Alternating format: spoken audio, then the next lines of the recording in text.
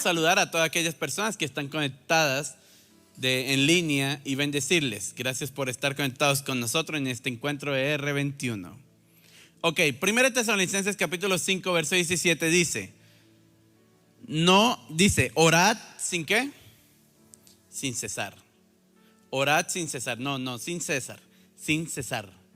Orad sin cesar. Es decir, sean constantes en la oración. Ahora, hoy quiero hablarte de un tema que Dios puso en mi corazón, que le he titulado Más que teoría, una realidad. Más que teoría, una realidad.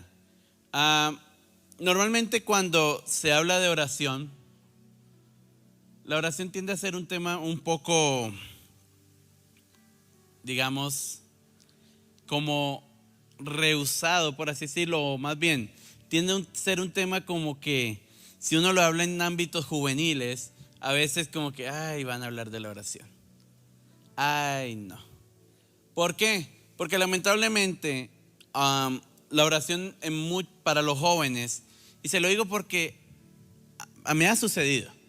Y si ustedes dicen, no, a mí no me ha sucedido, pues vengan, porque qué maravilla que no te haya sucedido. Pero hay momentos que tú quieres hacer cosas que a ti te gustan hacer y tú sabes que tienes que orar y tú, ¿orar o ver la película? ¿Orar o estar en redes sociales? Y como que en esos momentos, humanamente hablando, tú dices, no, pero es que si oro pierdo tiempo. ¿Por qué orar? Y no somos constantes en orar. Seamos sinceros, no somos constantes en orar. Si hiciéramos una encuesta aquí, ¿quiénes de aquí oran todos los días? Pero todos los días. Yo creo que el 90% diríamos, no, la verdad, no todos los días. Tal vez hay un 10%, y eso, teniendo fe, que dice, sí, oro todos los días. Porque no somos constantes en la oración. No hay una constancia en la oración. ¿Sabe? Nosotros admiramos a hombres de Dios. Nosotros siempre admiramos a hombres de Dios que hicieron grandes proezas. Tanto hombres de Dios en la Biblia como hombres de Dios en la historia. Por ejemplo, vamos con el ejemplo de Moisés. Vemos lo que Moisés hizo. Abrió el mar. Imagínate, hablaba con Dios cara a cara. Y uno dice, wow, Moisés. Vemos a Jesús mismo. Y uno dice, wow, Jesús. Pero ¿sabe qué tenían estos hombres en común? Tenían una vida de oración. ¿Saben? A veces nos preguntamos, ¿cuál es la voluntad de Dios para mí? ¿No se lo han preguntado? ¿Qué es lo que Dios quiere para mí? ¿Sabe que la oración nos permite conocer la voluntad de Dios? La oración nos permite conocer la voluntad de Dios en nuestras vidas. Nos permite saber por qué tú y yo estamos en la tierra. ¿Por qué? La oración nos permite conocer qué es lo que Dios quiere para nosotros. ¿Qué es lo que Dios quiere para nuestras vidas? Solo alguien que ora es capaz de conocer la voluntad de Dios. ¿Y qué es orar? Ahora, ¿por qué el concepto de oración se ha vuelto tan rechazado? Y la gente como que cuando le hablan de oración se imagina miles de cosas.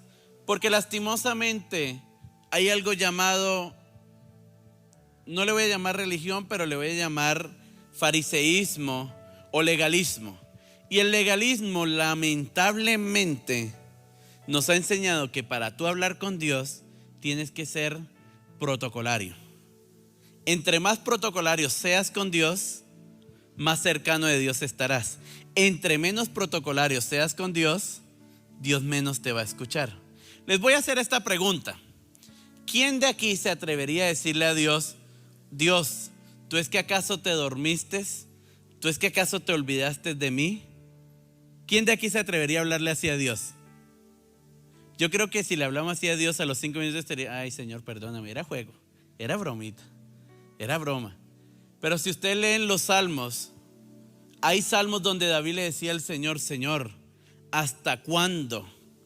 ¿Hasta cuándo me olvidarás? Acuérdate de mí, despiértate, levántate, mira a mis enemigos. Es decir, la oración de David era muy franca con Dios. De hecho, de uno de los salmos de David fue que salieron las palabras de Jesús cuando él dijo: Dios mío, ¿por qué me has abandonado? Porque David proféticamente la escribió, pero se las dijo de corazón a Dios, porque era lo que sentía en ese momento. ¿Quién de aquí se atrevería a decirle a Dios en oración: Dios mío, ¿por qué me has abandonado? Vuelvo y le digo, yo creo que a los 5 minutos estarían pidiendo perdón y dicen: ay Señor, no, perdóname. Porque se nos han enseñado que tú debes ser protocolario con Dios, que tú debes ser protocolario con Él. Miren, Dios es tu papá. Dios es su papá. Y yo no sé que hay padres que son muy severos, y especialmente los padres muchas veces de antes no se tenía esa confianza, pero hablemos a los padres más modernos. No sé los que están aquí, pero por lo menos yo no. Cuando ustedes hablan con sus papás, no se acercan: oh, excelentísimo padre, protector de esta casa y proveedor de toda esta familia, vengo ante ti humildemente a pedirte, implorarte un favor. Si en ti está, por favor, déjame salir, te lo ruego. Humildemente estoy ante ti. Tú decides. No, usted cómo se acerca: papá, ¿puedo salir? Ya él dirá sí, no. Pero ninguno aquí se acerca a los padres tan protocolariamente.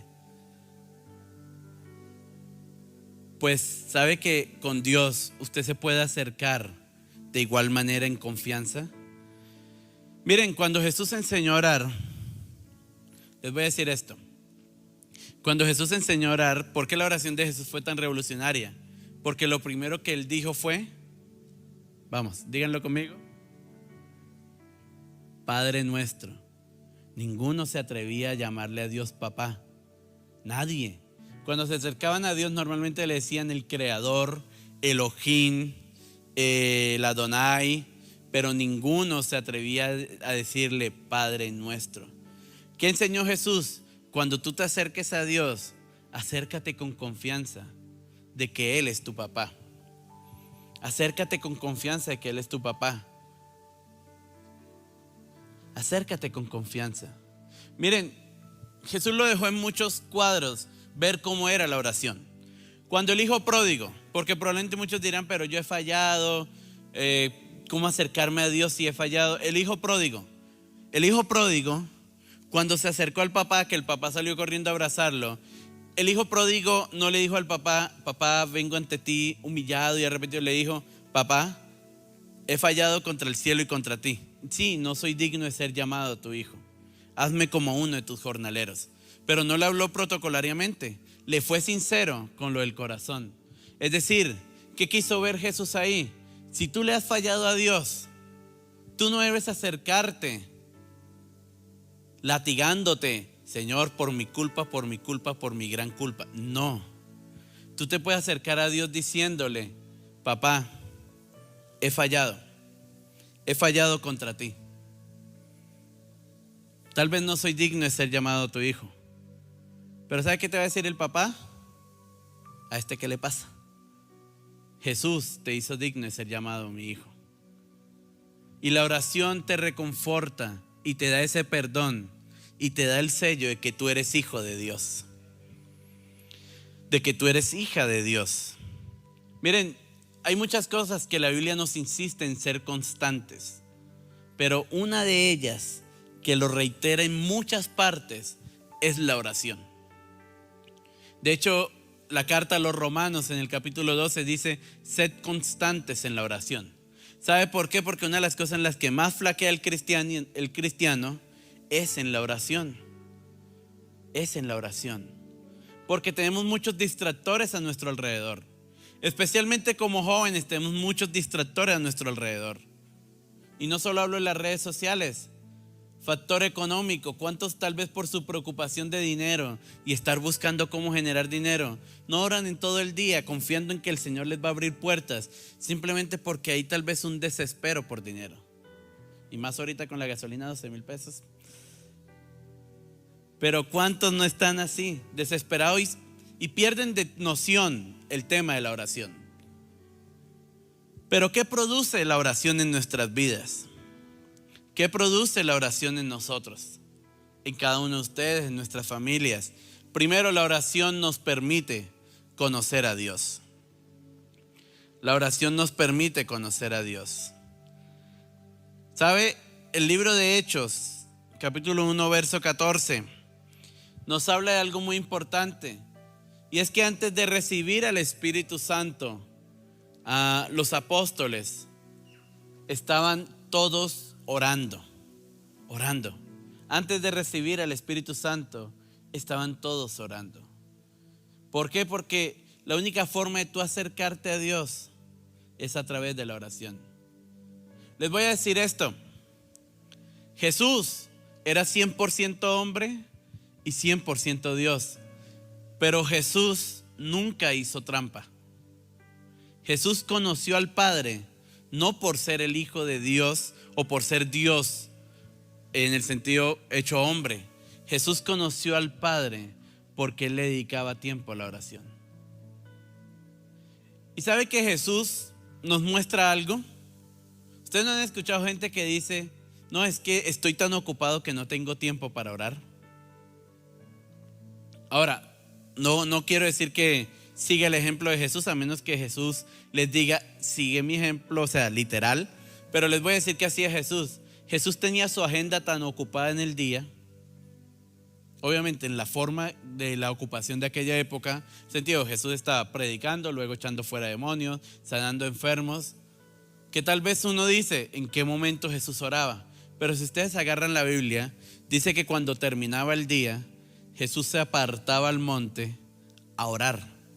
Ahora, que Jesús, algunos dicen que Jesús oraba todas las noches, pero bíblicamente solo una vez oró toda la noche, literalmente, cuando escogió a sus discípulos. ¿Por qué? Porque es que ante una decisión grande, tu oración debe ser más grande. Jesús, el momento cumbre de su oración, que la Biblia dice que oró toda la noche, fue cuando escogió a los 12.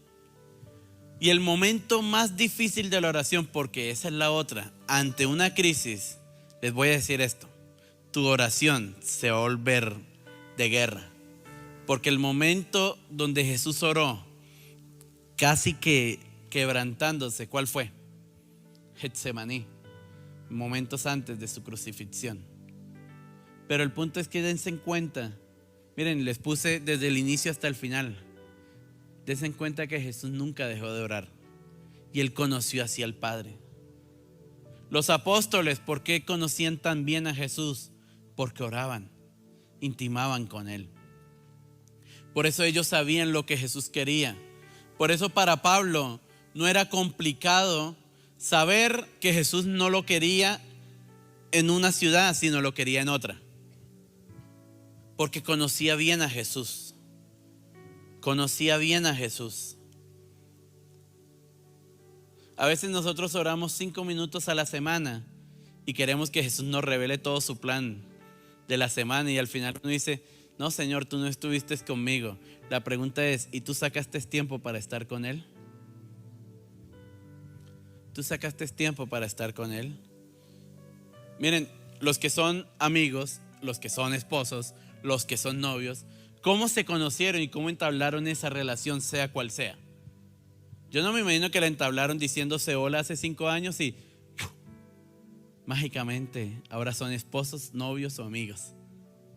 ¿Cómo se entabló esa relación? Con el contacto diario, prácticamente. Con el contacto diario. ¿Cómo se entabla una relación con Dios? ¿Cómo conocemos a Dios? Con el contacto diario. Con el contacto diario. Miren, ¿ustedes quieren escuchar la voz de Dios? ¿Cuánto les gustaría escuchar la voz de Dios? La voz de Dios se escucha en la oración. Moisés salía todos los días a orar y por eso Dios le hablaba. Abraham salía todos los días a orar y Dios le hablaba. David, el rey David, se levantaba muy de temprano a orar y estaba lleno del Espíritu Santo. ¿Qué sería de esta ciudad? ¿Qué sería tal vez de tu casa? ¿Qué sería de la juventud de Sincelejo si hubiese un grupo que estuviese dispuesto a entablar una relación con Dios constante? Les voy a decir esto. Todos hemos escuchado de Enoc, ¿cierto? Dice la Biblia que Enoc caminó 300 años con Dios. ¿Sabes qué es caminar 300 años con Dios? Se lo voy a decir de esta manera. Enoc oró todos los días por 300 años. Eso es caminar 300 años con Dios. Sí, comenzando por mí, tengo que decirlo. Si uno hiciera una encuesta de que por un mes tú oraste todos los días en un mes, uno diría, todos los días un mes. Ahora imagínense orar todos los días por 300 años. Lo que ese hombre tuvo que conocer de Dios, una locura. Una locura. Solo en la oración logramos conocer a Dios. Solo en la oración el Espíritu Santo va a hablarte a tu vida. ¿Sabe por qué a veces también nos cuesta orar? O a veces queremos conocer a Dios, pero a la vez nos da miedo. Porque es que el problema es que ya llega un punto en que cuando tú empiezas a entablar una relación con Dios, así como cuando tú estás aquí sí ya hablo en una relación más profunda. Por ejemplo, los que son casados o novios, ustedes saben que hay cosas que a su pareja no les gusta. La pregunta es, ¿ustedes hacen lo que a su pareja no le gusta? No. ¿Por qué? Porque pueden generar problemas en la relación. ¿Y qué intentan hacer? Miren, hay personas que cambian para agradar a su pareja. Ahora, si lo haces por alguien humano que te puede fallar a la vuelta de la esquina, ¿por qué no hacerlo por alguien que nunca te va a fallar? Y que aunque tú seas infiel, Él va a permanecer fiel. Porque a veces nos cuesta, porque sabemos que cuando nos metamos más en oración, va a llegar un punto en que probablemente Dios nos va a decir, oye, eso no me gusta. Eso que haces no me agrada mucho. Y uno sabe que va a tener que cortar con cosas que no queremos. Pero si tú estás dispuesto a conocer a Dios, debes estar dispuesto a morir a cosas en ti. Pero no solo nos permite conocer a Dios, también la oración rompe las prisiones. La oración rompe las prisiones. Hechos capítulo 10, verso 25 al 40, es una historia fascinante. Pablo y Silas son aprisionados después de ser azotados por haber liberado a una mujer del espíritu de adivinación. Ellos son puestos presos. ¿Y qué sucede en la cárcel? Resulta que a la mitad de la noche, en lugar de estarse quejando, a mitad de la noche Pablo y Silas comenzaron a orar y a cantar. ¿Y saben qué pasó cuando ellos hicieron esto? El lugar donde estaban encerrados tembló. Las cadenas se rompieron y las puertas de la cárcel fueron abiertas. ¿Sabe qué me enseña esto? La oración va a abrir puertas de cárceles que te han tenido atado en tu vida. La oración va a abrir puertas de cárceles que te han tenido atados a ti. Probablemente hay puertas de iniquidad de tu familia, puertas de muerte, puertas de enfermedad, pero créeme que cuando tú empieces a meterte con Dios, Dios va a romper toda puerta contraria que haya contra tu vida. Dios va a romper cualquier cosa que haya contra tu vida. Retrocedamos un poco en la historia. Pedro también estaba encarcelado. Dice que la iglesia hacía sin cesar oración por él. ¿Y saben qué pasó? Dios envió un ángel. Un ángel que le dijo: Pedro, creo que estás en el lugar equivocado. Vámonos. Y se lo llevó. Lo sacó de la prisión. De hecho, Pedro pensó que estaba soñando. Cuando ya estaba afuera, fue que el ángel se fue y Pedro reaccionó y dijo: ay, sí me liberaron, no era un sueño. Porque es que cuando tú te metas a orar, Dios va a mover ángeles a tu favor. No, pensé que se iba a leer. Cuando tú te metas a orar, Dios va a mover ángeles a tu favor. La semana pasada, los que pudieron estar, estuvimos hablando del tema de angelología. Y recuerden que una de las cosas que les dije es que los ángeles están para el servicio de los herederos de salvación. Es decir, los ángeles están prestos a que en tu oración ellos van a actuar para traer liberación, para traer sanidad. Probablemente tú hayas empezado a orar por algo y tú hayas dicho: pero llevo una semana orando y nada ha pasado. No te detengas en orar, no te detengas en orar. ¿Cuánto tiempo duró la iglesia orando por Pedro? No lo sabemos. Porque miren, hay cosas que Dios puede hacer instantáneamente, como en el caso de Pablo y Silas. Pero hay otras cosas que Dios va a ver qué tan constante eres en la oración para traerte respuesta. Entonces no dejes de orar, por más que veas que probablemente ha pasado una semana, un mes y nada ha sucedido. ¿Sabe? Daniel, él dispuso su corazón a orar. Por 21 días estuvo orando.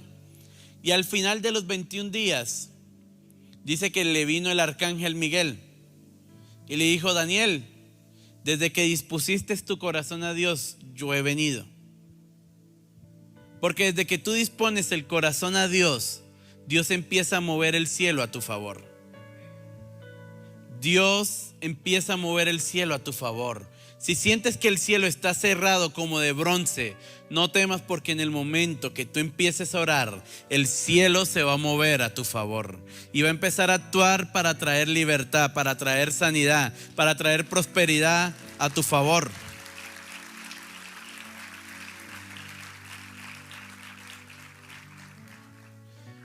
Pero ¿por qué muchas veces no vemos respuestas de una? Porque resulta que a veces empezamos a orar, Dios mueve a los ángeles a nuestro favor, pero en el camino hay fuerzas contrarias. Porque el arcángel Miguel le dijo a Daniel: desde que dispusiste tu corazón yo he venido, pero el príncipe de Persia se me opuso. Porque hay oposición. Porque miren, así como ustedes como cristianos, no sé, a veces decimos saber el poder que tiene la oración, pero solo en un conocimiento. Pero sabe que les va a sonar curioso esto: el diablo sabe el poder de la oración, que por eso de cualquier manera él busca que tú no ores. De cualquier manera. No sé a quiénes les ha pasado, por lo menos yo les digo a mí sí, que a veces tú dispones, mire, tú no estás haciendo nada, nadie te llama, nadie te escribe, ahí no te necesita nadie, o sea, nadie. Pero tú dices: listo, me voy a orar o a leer la Biblia. Eso parece que a todo el mundo le entró la piquiña de llamarte. Hasta los declaro. Así sea a las 9 de la noche te llaman. Y tú, no, pero... Y tú dices: bueno, después oro. Y el problema es que ese después no está. Porque es que el enemigo de cualquier forma va a querer distraerte. Porque es que él sabe que la oración va a destruir todas las armas que él tenga contra ti. Porque les voy a decir esto: alguien que ora, ninguna arma forjada contra él prosperará. Así que si tú eres alguien de oración, ninguna arma contra ti prosperará. Ninguna arma contra ti, joven, prosperará. Porque la oración tiene poder. Solo la oración puede provocar que aún la misma naturaleza se mueva a nuestro favor. Se mueva a nuestro favor. Y por último, lo último que produce la oración en nuestras vidas es que la oración provoca lo sobrenatural. La oración provoca lo sobrenatural. ¿A cuánto les gustaría aquí que Dios los usara? ¿A cuánto les daría miedo orar por un muerto y de repente ¡fum!, que este se levante? Pero sería espectacular, ¿cierto? Miren, quienes pudieron estar el domingo, escucharon a mi papá, el pastor Mauricio, O tal vez vieron el video de mi hermana, Keren. Pero a quienes no, pues les voy a contar. Ella vivió una experiencia ahorita en Uganda, que estuvo en un viaje misionero en Uganda. Y la experiencia que vivió es que en Uganda, pues el sistema de salud, si ustedes creen que el de Colombia realmente es malo, no, allá no, es pésimo, o sea, ya están mal. Y una mujer que tenía un bebé, el bebé estaba muerto, clínicamente estaba muerto. Los doctores se lo devolvieron a la mamá y le dijeron, pues vaya y entiérrelo. Y ellos saliendo, estaba el grupo de mi hermana y eso, y la mamá le entregó el bebé a mi hermana y ellos oraron por ese bebé. Y Dios lo devolvió a la vida. Dios le dio vida nuevamente. Porque es que la oración provoca lo sobrenatural. ¿Por qué provoca lo sobrenatural? Se los voy a decir. Miren, lo sobrenatural, realmente esa palabra sobrenatural es para nosotros. Porque es que humanamente, que a alguien que le falte una pierna le crezca, es imposible. Lo único que humanamente se hace, que es las famosas prótesis. Pero el resto, que le crezca una pierna literalmente de él, es imposible. Humanamente, que el cáncer desaparezca de hoy a mañana es imposible. Humanamente, que una mujer que está estéril, pero estéril, tenga hijos es imposible. Humanamente. Pero para Dios es natural. Para Dios es natural que el muerto resucite. Para Dios es natural que el enfermo terminal se sane. Para Dios es natural que la enfermedad se sane. Por eso Jesús, miren, cuando Jesús envió a los 70 a predicar, los 70 volvieron. ¿Saben de qué estaban fascinados los 70? Los 70 le dijeron a Jesús: Señor, aún los demonios se nos sujetan en tu nombre. Y Jesús les dijo: pero no se maravillen de eso. Maravíllense de que su nombre esté escrito en los cielos. ¿Por qué? Porque es que para el cielo es natural la sanidad. Para el cielo, por ejemplo, la gente se asombra de los profetas y es asombroso que una persona que no te conoce venga y te diga cosas exactas de tu vida que te pueden estar pasando, te pasaron o te van a pasar y se cumplan, porque wow, uno dice, no, ¿cómo pasa eso? Pero es que para Dios es natural, porque recuerda que Dios no habita en el tiempo. Él es en la eternidad. Él es eterno. Y Él ha visto tu pasado, tu presente y tu futuro. Y Él sabe lo que fue, lo que es y lo que vendrá. Pero para Dios es natural. Pero ¿cómo nosotros provocamos que lo natural de Dios se vuelva natural para nosotros? La oración. La oración. Solo la oración va a provocar que lo natural de Dios se vuelva natural para nosotros. Miren, jóvenes, les voy a decir esto. Este año la convención se llama Activados. Activados. ¿Por qué? Porque una de las cosas que el Señor me habló cuando me permitió, junto con mi esposa, llegar al frente del ministerio juvenil, es que Él iba a activar una generación en lo sobrenatural. Que iban a haber jóvenes activados en lo sobrenatural. Así que, si tú quieres ser parte de este grupo, lo que hay que hacer es orar. Orar. No aparentar orar. Porque hay mucha gente que puede aparentar orar, cierra los ojos y aparenta. Que tú en tu casa tengas vida de oración, tengas una vida de altar.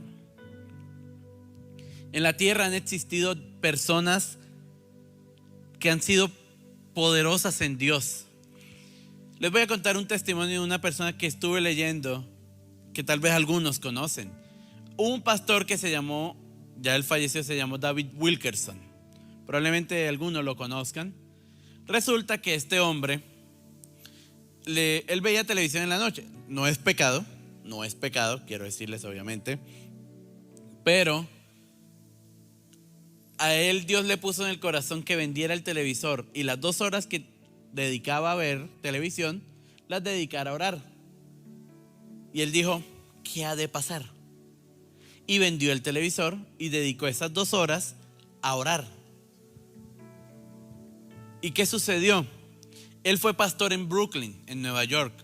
Y Brooklyn se caracteriza por ser una zona un poco peligrosa. Pero él cuenta la historia y cuenta él mismo que a veces él iba caminando al centro comercial a hacer sus compras. No iba ni a predicar ni a orar, no iba ni predicando, no, a hacer sus compras. Y habían personas de la calle que de repente se le paraban y le decían, David Wilkerson, te conocemos, ¿por qué nos atormentas? Vete de aquí, ¿a qué has venido?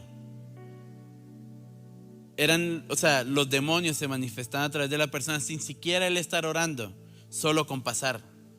Y habían personas que eran sanas con solo él pasar. ¿Pero por qué? ¿Porque era David Wilkerson? No, porque tenía tal comunión con Dios que ya la presencia de Dios fluía a través de él. Miren, les voy a decir esto. Cuando tú te pones una sombrilla, esto lo vi en redes, pero me pareció bastante interesante y se los quiero compartir. Cuando tú te pones una sombrilla, la sombra que se ve, ¿de quién es? ¿De la sombrilla o tuya? Realmente se ve la sombra de la forma de la sombrilla. Y la sombra que va es la sombra de la forma de la sombrilla. ¿Sabe que cuando tú estás tan metido con Dios, el Espíritu Santo está arriba de ti, que la sombra que va a caminar no va a ser la tuya, sino la sombra de Dios? Por eso es que Pedro sanaba con su sombra, porque lo que iba en él era la sombra del Espíritu. Miren, Dios los va a levantar a ustedes en una forma tan sobrenatural. En una forma tan sobrenatural que créanme que Sincelejo va a ser revolucionado. No solo Sincelejo, muchos de ustedes van a salir a las naciones haciendo señales y maravillas de parte de Dios. Pero necesitamos ser jóvenes de oración. Necesitamos ser jóvenes de oración, meternos con Dios. Ahorita a la entrada hicieron una dinámica que se llama ¿qué es lo que te detiene? ¿Cierto? Y muchos copiaban qué es lo que los detiene y hacían una oración. Y es interesante. Y hasta sin quererlo se estuvo conectado con el equipo creativo, porque créanme que yo no les dije de que iba a tratar el mensaje. A veces nos ponemos de acuerdo para las dinámicas, esta vez no. Y me parece interesante esa dinámica. ¿Por qué? Porque es que hay cosas que te detienen, que lo único que las va a derribar es la oración. Yo aquí no les estoy enseñando un sacramento o un acto litúrgico religioso. No. Yo aquí quiero es que ustedes comprendan que la oración debe ser un estilo de vida. No oren de forma sacramental. Miren, Jesús, una de las cosas que más recalcó es que no fuésemos como los fariseos. ¿Por qué? Los fariseos oraban para ser vistos por la gente. Hay personas que aquí oran, hasta lloran, porque es que hay buenos actores. Sí, hay personas que son muy buenos actores, que hasta lloran orando. Y uno dice, no, este está metidísimo con Dios. Pero cuando sale de aquí, eso se seca las lágrimas y su vida sigue igual. Y uno dice, pero si uno lo ve orando y todo y hasta llorando, ¿por qué su vida no cambia? Porque simplemente está orando para que la gente lo vea y diga, wow. Pero hay otras personas. Miren, a veces nos sorprenderíamos de ver que hay personas que están sentadas en medio de nosotros, que uno dice, que se va a mover Dios, que probablemente están ahí y no oran así fervientemente, sino simplemente están ahí metidos con Dios. Pero cuando tú te acercas a ellos, simplemente con estar cerca de ellos, tú recibes un impacto de Dios que tú dices, estos tienen algo que impactan de Dios. Estos tienen algo que te carga de Dios. Hay personas que tú las ves orando, te acercas a ellos y te dejan más cargada.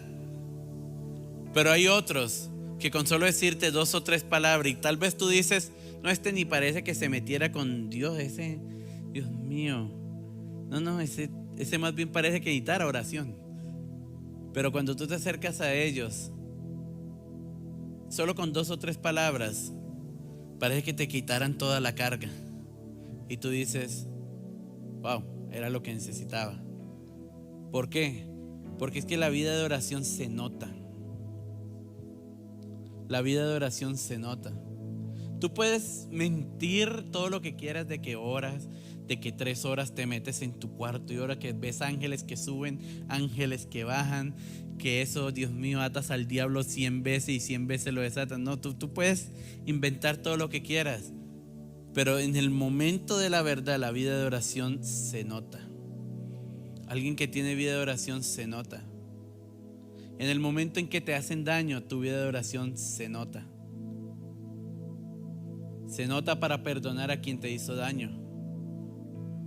Alguien que no tiene vida de oración y tiene apagado al Espíritu dentro de sí, le hacen daño y dicen, de que me la paga, me la paga. Pero alguien que tiene vida de oración y está encendido en el fuego del Espíritu, cuando le hacen daño dice, aunque me dolió, pero pasemos página, yo perdono. Porque la vida de oración se nota. Se nota. Quiero que cierres tus ojos. Y tal vez más que orar, quiero que primeramente tú reflexiones cómo está tu vida de oración con Dios. Vuelvo y te digo, acercarte a Dios no es protocolario. No sigas un protocolo. Aquí no te voy a decir acércate a Dios de esta manera. Tal vez tú vienes por primera vez, nunca has desarrollado una vida de oración, pero te lo digo, háblale a Dios. Tal vez no tienes buena relación con tu papá, listo, háblale a Dios como le hablas a tu amigo. Háblale a Dios como le hablarías a tu amigo. Dile, hey amigo, amigazo, compadre, no sé, como le digas a tu amigo, háblale a Dios. Dile, hey, estoy aquí, la verdad te necesito. Te necesito. Hay muchas cosas en mi vida que no están bien. Hay muchas cosas que han sucedido. Háblale así. No te pongas protocolariamente. Diles, hay muchas cosas que están sucediendo en mi vida y de verdad te necesito. Te necesito porque probablemente no puedas dormir, porque sientes, no sé, como si te atormentaran. Probablemente dile, hey, estoy triste porque hay una enfermedad grave en mi casa y quiero que la sanes. Pero habla con Dios, ¿cómo está tu vida de oración? Ahora, y si tu vida de oración está mal, si tú sabes que te has alejado de Dios, si tú sabes que has puesto distancia entre tú y Dios y que has fallado, que la has embarrado, eso es una mentira del diablo que Dios no te va a volver a aceptar. Tú ven a Él y dile, papá, yo he fallado contra ti. Sí, he fallado contra ti.